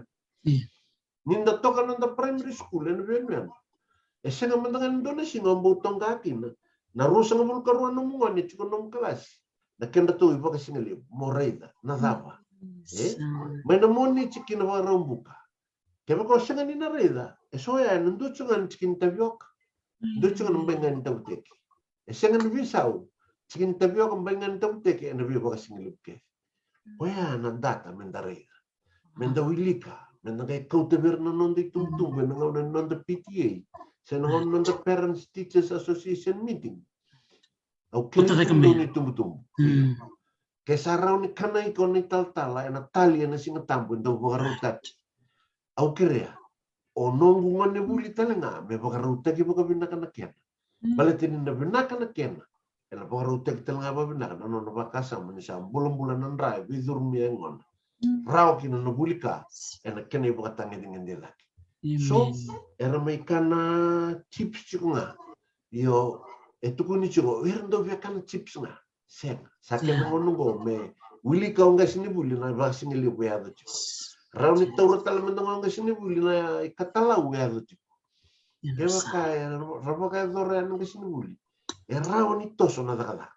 Rau ni bina kasar na rau ka buli. Ang dito ko na tiko bira Dr. T ni ruimbimbi na nondaraido kena. Nasabi tuko na tiko may na data. Because we should be guided by the data. Siyangan rau ni dito sa dakalak tunga ni baka matambok. Kaya ka ang dito ko na bango berto ng sinibul ni primary kaya secondary head teachers ni kaya principals ni Mosavira. Ang dito ko na bango. Iko sa rede chiko. La last 4 result ni Choni okay esenga ni toso da kera me sibita na 50%. But you know what? If you see Choni's mark improve from 35 to 40 to 42 to 48, I can guarantee you, Choni will pass that subject come the external exam. But on a trend that good data that he is improving. Maybe 1, maybe 2 marks. But the improvement gap is there. The rise, when the tugunye, the tugunye can was any maths, the tugun no go lecture maths pani. Tigo, the gradient matters. The gradient matters. Iyo. Okay, the dangay sengan na numo kenda. Nangay sinubuli mendareda the data. And we sometimes just look at other things. Or when we receive results, we look at only highest mark and lowest mark or above average scores. We do not focus on the low performance. Ito ko na ba ang gobyerno head teachers kina principals? Kaya ba kayo doon na principal sa focus rather to na low performance? And plan a strategy to lift those low performers up. Then you tell me, how else can there be any failures in that school? 100% is possible. Wow. That's the secret to achieving 100%. And that was my secret all along when I was teaching at primary schools in the island. I guaranteed parents, if you can feed them good breakfast, get them to me by 6:30 in the morning in my classroom, we will hit 100%. Ang boleh tumbuh na community side, the switch for passing is there with you at home. You switch it on, everything will fall into place. But the usanda wili ka chiko Dr. T, na iba kasi nakatalaw. Ano na isul talaga. Sabi ko katawag ito nga may namon ni chiki na barong. Dan kilabin na chiko ya na tabi ko kambulan ni mana kay gamay tawtik nga na matakam ni zangguru to ka mga laylay. Iyo. Kaya nang balang-balang mo chiko Dr. T, the teachers must do their work. The communities, the parents, and teachers must work together to try and look at the data that matters. And if they address those data that matters for education, there will be no failures. Ni kerundok tayo ba ready? We want 100% pass. We want the school principals especially and head teachers. Samboleng-boleh libu tu bira. Merawan 100%. Saying there is a way of doing it. There's a way. When there's a will, there's a way. Don't tell no taka chiko yo mas taker tu. Aundo batongo. Saying mas taker tu. Hindi nambeka ni saying ni buka degree in mathematics. Ini sabi yo buka tabulidi. Nakake do saying ni kilau. Kina kay saying tu ndaw matatawi ko na mata. Baleta na no na delivery sa kila chiko ko na level ke metangabi. Ko sarnga ya. Nindo nang kasi uli ang dami, baka tagi ko binak. Raiza na data ko nindo no may kilaw ko na baka taga kina na kain baleta no nabi baka bulit. Nindo na baka lolo maulit ko Dr. T no nang dabi ko rin E wili ni klasi sa kaliliw. We have seen the government that it's very slow to try and improve student-teacher ratio. And if we continue to have that, then our problems in education will be endless. And it will be recurring problems because the teacher-student ratio must be efficient. 1:15 is recommended or is done in most of our very advanced education system countries. The student-teacher ratio sa strict sarang tin kalimangan ng don gas. Inda ba kasamata? Raw kinanabitumbi. Ando to kuna virtual principals and head teachers. Kaya raw bi kumong karawetin kalimanangon. Kaya to sa pasito ko elewi bito. Evida nandun mo laka batikira mo kami bulakay. Kaya baka unang lande biro ya, baruta ka na program kini tuwa membalisita. Tukuna biyaw, kaya to sa talabi mo yung gomer tupas, udi tali na failed you. Asan ka tuno era? Sir, so 100% is possible. Yeah, it's possible. There's a way of doing it. I've tried it in my primary school years. Yes, it worked. Raw talaga na kabukin. Ang window ko na biro, so nakyanay mga ritaki. No sa rida na data ni ngoni. Sa zala pa ka video ngon ngo na taro pa tangango na numundo trial test. And if you can do a remedy to address his problem, kinubal na test sa katuan na baka lusi pepa, baka lusi ingin pe, baka lusi ngauna. Singa chukuno na ka test 1, kina trial test 2. In between this time, what have you done? Yung sa ako survivor na principal na sa indende, rending ba? Okay, rin, doon sa indende, doon kila, nakaukos na kacho. So, nung sa test 12 nga, to fill the notice board. We're not analyzing the results or the data, which is something that matters most in order to progress to the next level.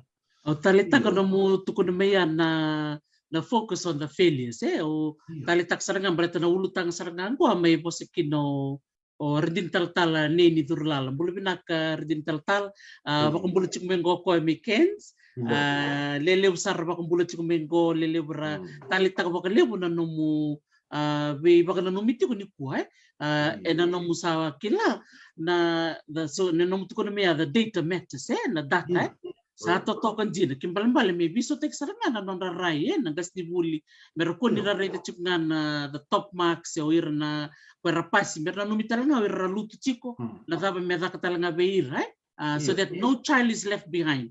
That is something that was Miss Naini Durlala was sharing before. Nakbali berdini. Nakambibi i Dr. T ni sandang mula taba barara nang kisnuli. Kaya kanda na educators, the assessment goes with evaluation. Na examination is merely just assessment. Kung part kenda rung vital nota katuguni kuha, to look at the data that matters, that is analysis and evaluation. When we evaluate the examination results, then we will pop up with solutions and directions on how to move forward or what should be our next step. Otherwise, undo tu kuno bala kala kaberno nungui balolo na tambada na nuli. Kasi nga kinto to was chunga wambao. Andon bito chukubira na fresh era santo kila. Ni dabutan ng bauer sa kila. We are just doing business as usual. BAU. Ni ndato siya nga ni analyze ta kasi evaluate ta na exam result ni form 7 na non to kuruli form 6 form 5 media ano kinto to business as usual chunga. Lang nga man naman ta katungay sign in. To sign out na ka. To be show me after a fortnight. Ndato sa ngo na da when do I write you. Dr. T, kung gando challenge ta gira kin nga siguro.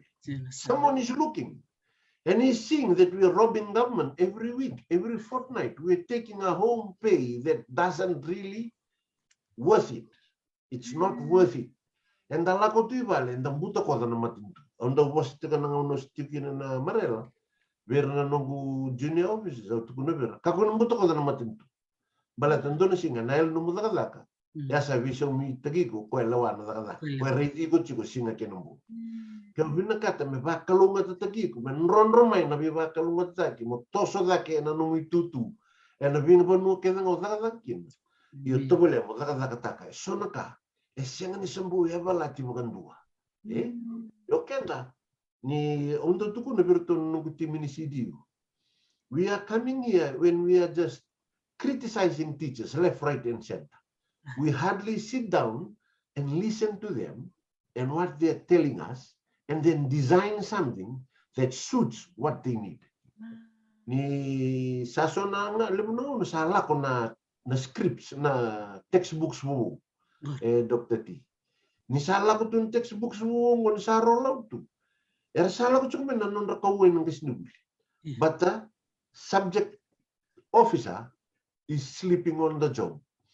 May file text siya, nangyayatap sa nabulok tu. May sangin doon ng presentation. Ay may musugatan niya, nabibasa lang tayo, Master Sela. Master Sela doon na curriculum, senior curriculum officer, director talaga ni CDU. Kambau totoka sa tumberi kima mina ngone kima miduru yan na curriculum development unit.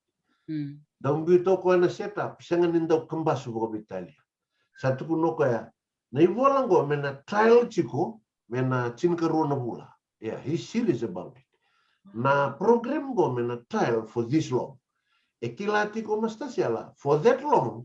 It's our time. It's our turn at the CDU at the curriculum development unit to follow up, to gather all the teachers' responses, and to work around it. Nakito evaluate talabira in no time naka inundun address that. But there's a little bit Okito ndoto na choka. We design textbooks in a condition room, but then we hand it over to the teacher.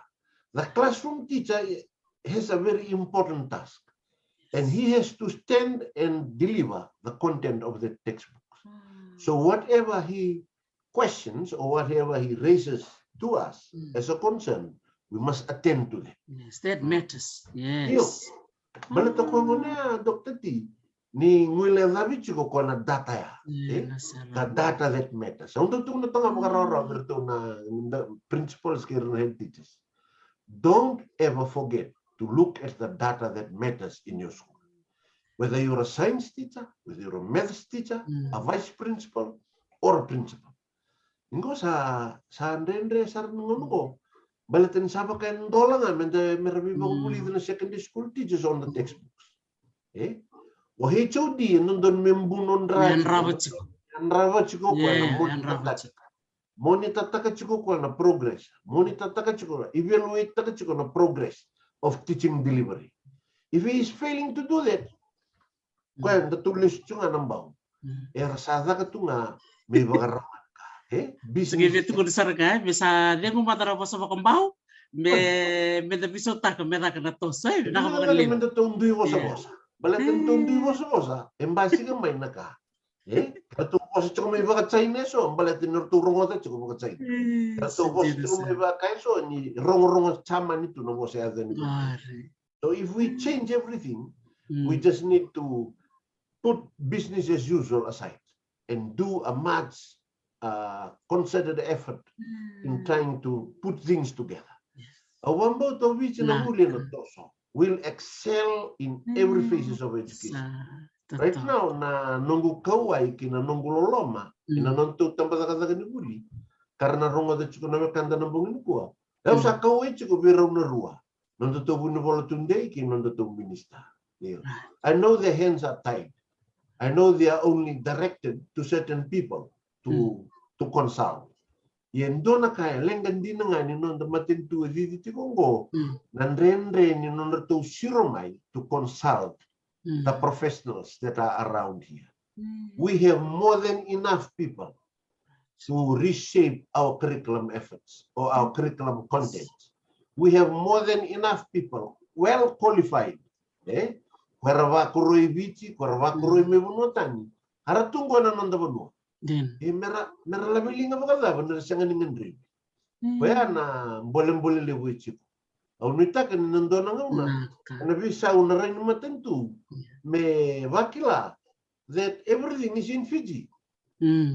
Sao chinangauna ni Rayo Australia sa Rayo New Zealand.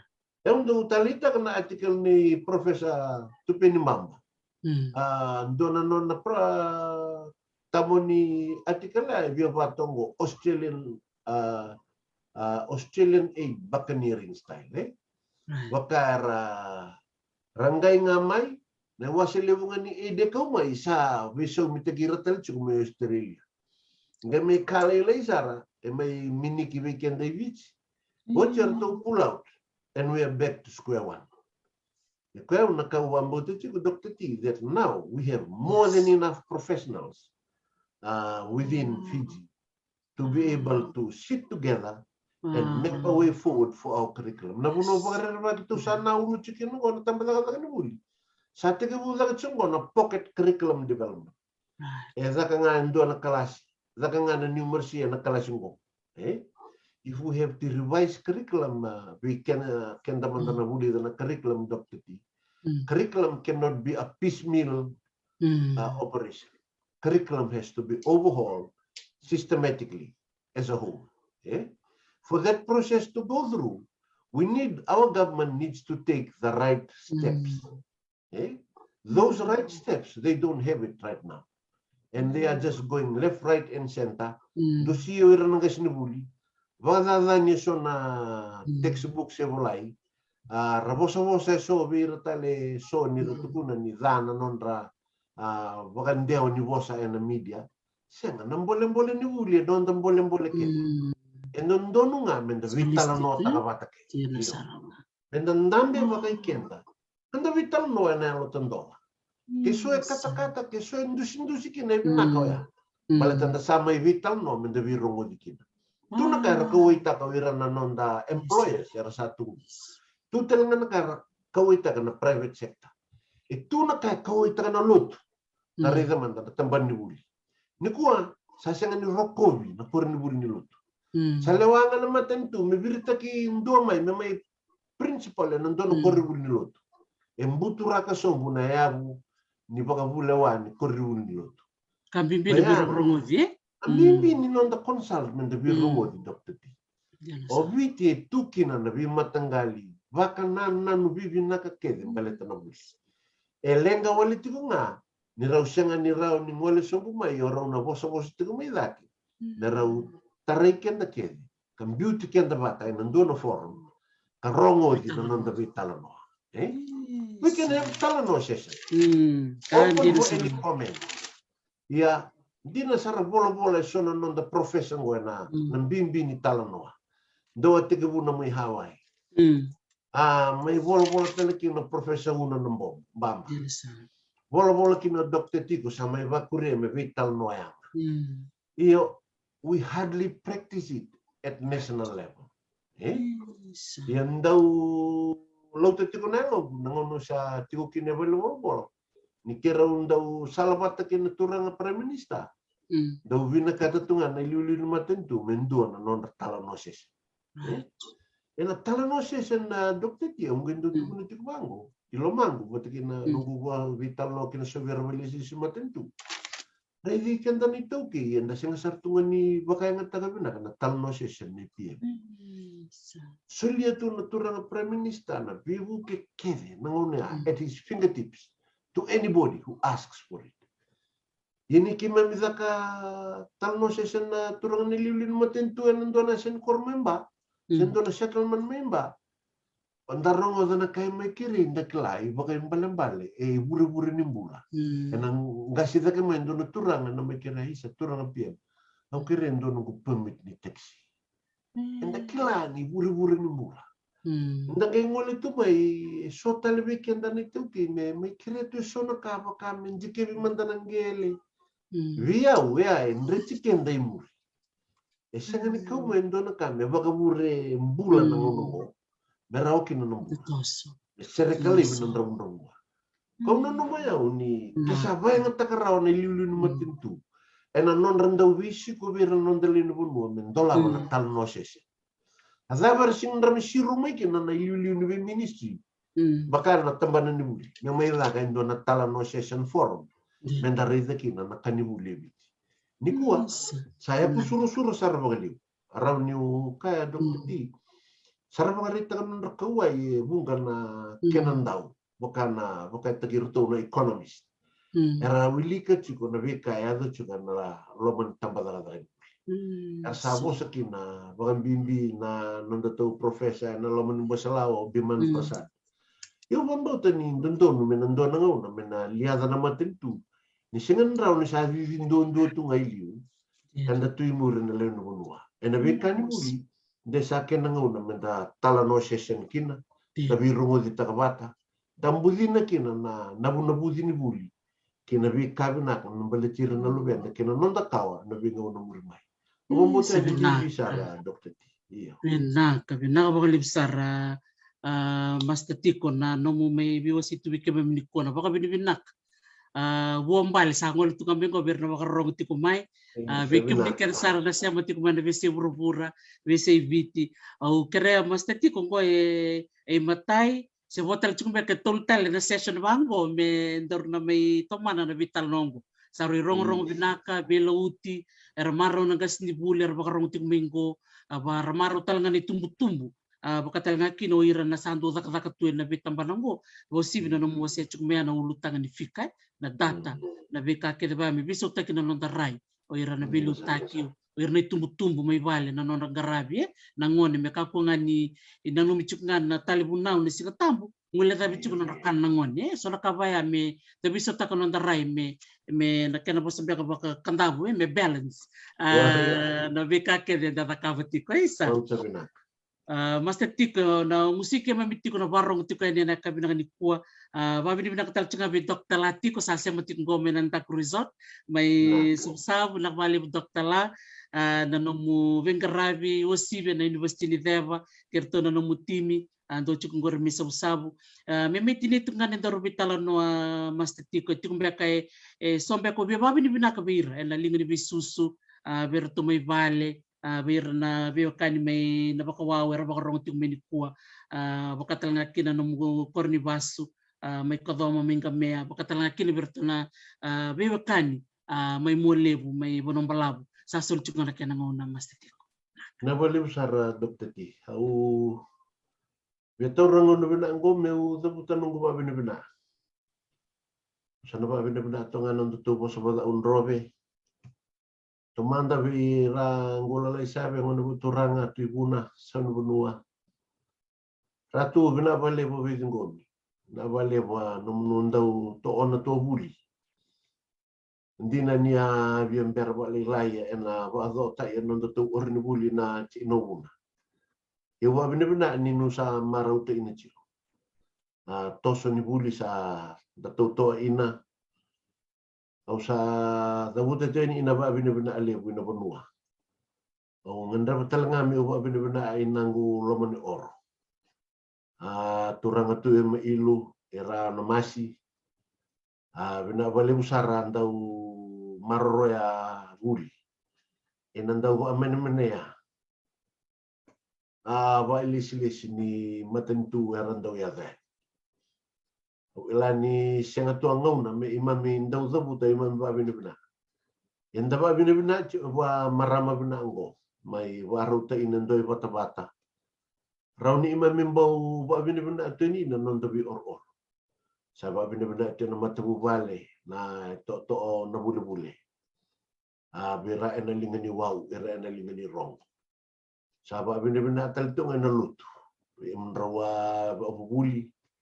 Ni lotu Eklesia Katolika may nalo menondo tu oro turang ina bawa au senga telengan mulala mo abina na ngonugo wa turang maten ci ina ni oro na bawa na lo mo ci inobuna tabale na bale wa dawa kasama ba ero mutua na be ulutanga membale tabuli satu ando tu orbuli may huna ina mena bawa may silelebu ina may nabada sa nondo to inu ngani ua menda to nathungena enang karabi buli ye mengarabi sarwa bina ndau lewe tu ni alongo ni ndau avivia solini Paris yoeri sia solini ni ornlo tu weri era ndau taya ena ni ora ndo tungasi ya va ambutar ya ena niu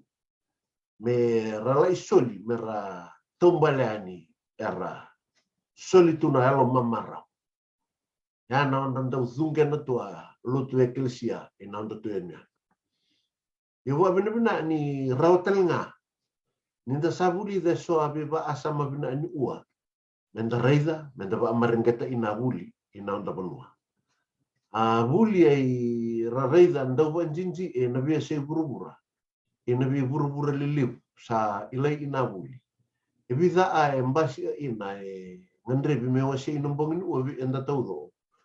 E wuli Vitalia nga e manindu sararau ilabun matentu. Me toto baca Amerika, wat e Australia, nge me wa toto batan e beach. Anu mai tongan be se mai samo. Injina nindu sarra kau ko nimbula boy la bona be no samuna ochi. Yendo a nondo no mendevi enda. Abi lenga ni buli e senga nindu. E endre wili bola nando tu orbuli mena oro. Ndendre tal chonga wili bola no be orbuli le bugo shuba. Ndendre tal chonga wili bola ba balani ina be orbuli mai Australia.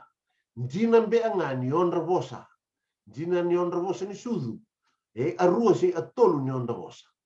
Ye menda ilacho ya jina ni ba jinji erba adora enandau. Era tu na chomai. Ena ulu tanga ni bola tonga ito engge the flat world and education. O endan duindu ngaba ilabu. Ya onda lenga ni buli toto bat. Biu bulin to lenda to sotaba chi biche la tal tunga Amerika. Abi ba zaza ni wenga ni bimba matintai na non dabi orun buli. E ato tele chunga man bi orun buli me Australia. O ya sinin to ai wasi enda to benga bula ba ilabu enda toi. Ye mendarai da buli mendarai da sarba al mutua. Balatango ai nui era reza telngora banjinji. Navia se urubura. Ni wuli nduanga. E wali rau ndua me serea. Ali raina lebi ba ndua. Ambulan ramu. Awam bauta ni narawi enda mentana zingoma raima. Eba asai wa bure. Ni ba ngea muta ini ramu se ni bula loma. Abuli. Ya saban tu ba malwel tingi chu. Usapa anu chu na ngorin basu me odoma. Wa ene men oro. Non tu loma ni abuso guna. Era usa auta ni ina turanga prime minister ni Fiji First Party. O ratu bereng kembali maram. Haunda tu ornubuli. Ena ba abinata idai. Sa amu yo ere men tu rida telngan ndo araimu. Sa uarai maawa. Me ba tamba indo nga onda nga ni bonu ina lutu ndagi ngwila da ba ondra bula lalai. Ndangi ba sosonga chonga endo nga asarawa. Bita nga pan ke kitamti. Me andre ba singa lebu tuangan. No sa eri anda mendarai da ba elo matua. Ni buli e sere andra bundra non da bilo mani bali. Ni sada e rua se tolu se va ngone nando matabu bali. Ma sana yali andra bundra. Endre ya ondali ere na development bank. Balatino enda na deposit. Enachi anonda 110 se 1 be. Ini ere o tataluke velu no marida. Ni sana sito marida ni sarawata bin auna buli. E senga nindua ena fi. E senga talenga nindua ena ere. Ena buanga mai ena taranga maona kan zomba na ina ATM nreta me wolon ra bina to teman solie lingan. Oema ena autolevian ramun.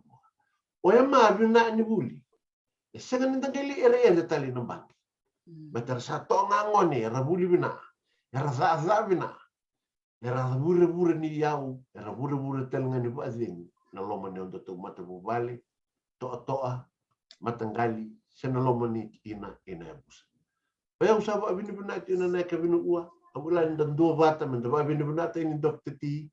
Dr. T bina ava ali usara. Anomunu bata ni vital no. Lewu a menda zaura ina, lewu a menda tale menda reida ina onde la oito usana numa tungani andina rwarete ina turanga tula usambale ona tusela la skuna na three-legged stool round in the modified ina nangono en do tala eni la me ava ibambe nda saraiza asa luchi na sarida atoso nimbula ba ila inambula ba ichuchi rao bi enda itu mentana tosa dai mentana rawata bi azezere so itu matanda eba anda ba marengeta uli nito ina dokter ti ra ti awe angu mai na oro arto ti awe angu mai mulio mulio we dokter ti na sinyanga no na ba mazala ina na buli baleta oro sa buli bina ora ena turanga ena marama dua ngauna rambasi ina nonda mi tampana ni matentu au gea ni lomon oro sarunga dai senata choeli sereki sa usala iri esa ngauna era sota ina doa nungu goroya baleta ni warongo den doa tambo ni on rabosa ngauna era satu ina na lomon sen io enu tu enu ma dokter ti o senata ino ke tambua ti o talenga o Filipe Mbole o erke a darong mai mulio na bata ni buli ar sa mulio mengora ena sosogu anda ilani sa mai ndambe ba andita ya deputy commander ni Matevalu commander navy John Humphrey Tawaki ngore ndo ngawo ni buli na lo mangan oro mulio bariti ni choya ni sale ile susara mai na orni buli torda ni Naval Academy mai pertania rawate ndo ngoni ni bici me duruma bono yo dokter ti round tu na ni outcome ni buli ngo abu ni buli amara ngumatoto ina mai ora on rangas betu witam noto ni ula ni barite ni dokter ti na bimbi na ngau nambe ngomen da visau be visau au itu na nonda vi oro na nonda vi chiu ina raizia buli ina ba maringich dari itu ni lewangau ne su amongoni olo te ina ngai sanongona ato sa anda sana ngai gitu na nonda vi oro ba vi che en sartu ena ma ya chiu me be visau be su amongoni me adito mondotata main ku tangani dan be mentinggi barite na mandavia wasa wi ufulizani eva ilangoni ni awitai eu dokter ti ci ngami valendo a buang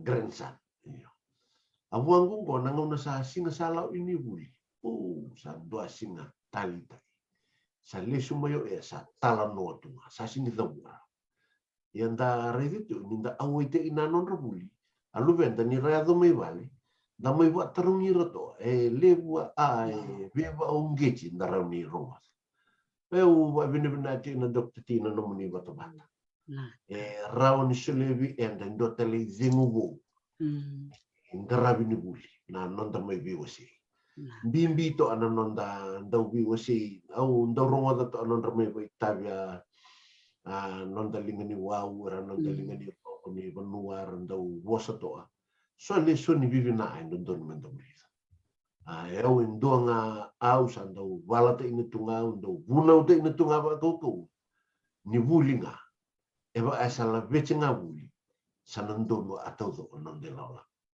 ni na buli bina atamata na bina atalanga no na bi ilai ina no ni sa andu esa buli tunga babo sanandendre ba rongo sanange yawa sara ba rongo na bosini alo ndua ali menda ila ni buni bu unga ba rongo na bosa ando tu na to orang kasih mana oro no sa zala tanga amugo sa zala amkedang iyo ndabo abini bina ni nda ila ni tu awa oro era mbiuto tu ondang kasi era sa zabu sau ina ndaro tanga ni zabu sau ino enda mulian au ndo tu na chi virtua ngomena oro rua tamangu mena oro ronges ni bulina maningay zambe maya amo aposo to na kango mani adosar tu mele bunu bola tundi au sale to ai masangay zambe ani ndo tamangwino o sangele ba bina na vale bungu tangani sa warunga ya ndo tu ina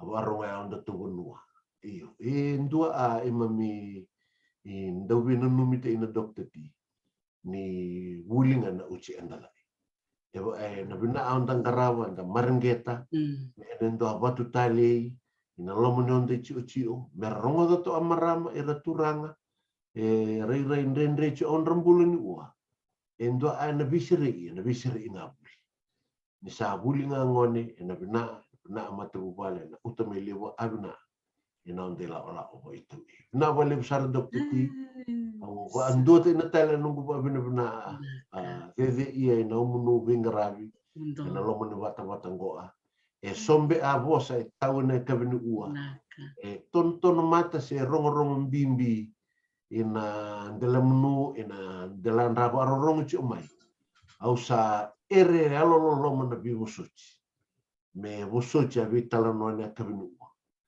ci talendo ngona era una ngeme voi tavitale ina era una tobole me era una soma ke de bunu batatar me adova ngona to ngeme vi reitale ina rongo dindo mutale au sabu abini na wale be imuni na wale besar mundo na wale besar masta iawani tiko na buni bola tunde ni buli bakavengu kema mi marau na sibita chungwendona ro bakadava na mona libu rasema tumingo na vese burubura na vese biti nema mi marau na nomu reli suba na nomu takadaka baka ndore buli takadaka baka ngas ni buli takadaka baka buni bola tunde ni buli na nonda matintu katale na nomu suletu na nomu ngau na nikua o da buta tali tunga na duya thanda na turanga na marama so sar baka vengu ra wira na duya kanda ra baka mbula tiko mingo na nonda marotaka na nomu na numira na nomu tumbu taka boli mai nomu buli mai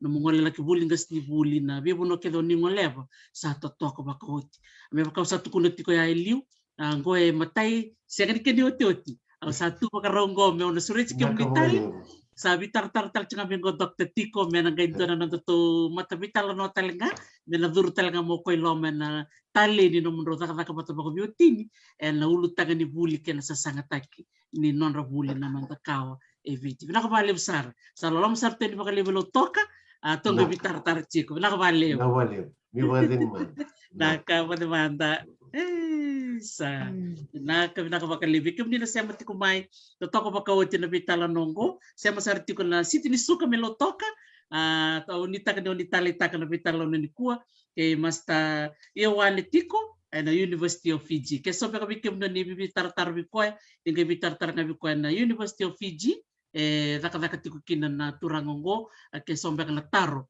o ni binakata mo ni toronga wa toko baka wote na may biwasi ni kua tiko ko na School of Humanities and Arts na University of Fiji lecturer tiko ko in education toko baka wote bimbole na may biwasi ni kua ya damarau na lo mga nibida na minitingo na sema tali chunga kina ulutang chunga ni buli na tiko so na beba kamarutaki na langasere chukene bida na turanga marama ni sana baka turanga lau kena dunge ni tiko ngana ulutanga ngoni buli tababi ni binaka na lau Education Charitable Trust na non to yalo bata tiko to loma bata tiko na kena dunge ni na buli nda meronga ni ko na bitama be Mr. Tiko na non tuko no ko na non tali taka na vinga rabi mena sana lau na buku ni non do dunge na buli ya ni kuwa na ronga tali tiko so na talendi domo binaka ni oira na ngone turanga marama ni lau so talbe nga rabasu tiko ilau